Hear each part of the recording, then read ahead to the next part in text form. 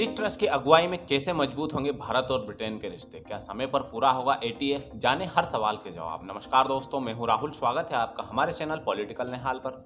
पिछले कुछ वर्षों से भारत और ब्रिटेन के रिश्तों में गर्माहट का जो नया दौर शुरू हुआ है, वहां नई पीएम लिज ट्रस के कार्यकाल में और भी प्रगाढ़ होने की उम्मीद है। प्रधानमंत्री नरेंद्र मोदी ने भी ट्रस को बधाई देते हुए उम्मीद जताई है कि उनकी अगुवाई में दोनों देशों के बीच में समग्र रणनीतिक साझेदारी और भी मजबूत होगी। पिछले साल मार्च के बाद से ट्रस 3 बार भारत की आधिकारिक यात्रा कर चुकी है, एक बार बतौर कारोबार मंत्री और 2 बार बतौर विदेश मंत्री। इस साल मार्च में नई दिल्ली में विदेश मंत्री एस जयशंकर के साथ में मंच साझा करते हुए ट्रस ने कहा था कि मौजूदा वैश्विक माहौल में भारत और ब्रिटेन के रिश्ते में मजबूती पहले से भी ज्यादा महत्वपूर्ण हो गई है। ट्रस के नेतृत्व में ब्रिटेन की नई सरकार गठन होने से भारत ब्रिटेन के बीच में मुक्त व्यापार समझौते यानी एटीएफ में भी तेजी आएगी। बतौर कारोबार मंत्री भारत के साथ में द्विपक्षीय कारोबारी रिश्ते की जोरदार समर्थक रही है। ब्रिटेन में रणनीतिक उथल पुथल के बावजूद दोनों देशों के बीच में एटीएफ को लेकर आधिकारिक स्तर पर चर्चा होती रही है।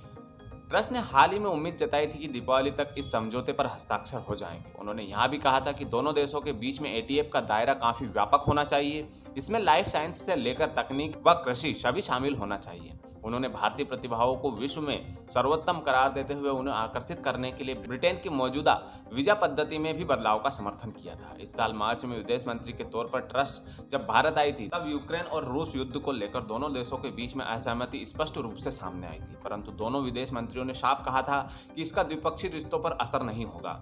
द्विपक्षीय बैठक में ट्रस ने कहा था कि ब्रिटेन की सैन्य उपकरण व युद्ध सामग्री बनाने वाली कंपनियां भारत को एक बड़े बाजार के तौर पर देख रही है और वो आत्मनिर्भर भारत योजना का भी हिस्सा बनने को तैयार है। जयशंकर ने इसका स्वागत किया था और इस बारे में जल्द ही शीर्ष स्तरीय वार्ता का प्रस्ताव रखा था। संभवतः अब जबकि ट्रस प्रधानमंत्री पद संभाल रही है, तो यहाँ वार्ता जल्द ही शुरू हो सकती है। यही नहीं, ट्रस और जयशंकर के बीच में दोनों देशों के बीच में 2+2 यानी कि रक्षा व विदेश मंत्रियों की मिलाकर वार्ता शुरू करने की भी सहमति बनी थी। इस बारे में भी सकारात्मक प्रगति की उम्मीद की जा सकती है। तो दोस्तों, आपकी जो भी हो रहा है, कमेंट सेक्शन आपके लिए खुला हुआ है और अगर आपने अभी तक हमारे चैनल को सब्सक्राइब नहीं किया है तो प्लीज जल्दी से सब्सक्राइब कर दीजिए और इसी तरह की खबरों के लिए बने रहिए हमारे चैनल के साथ।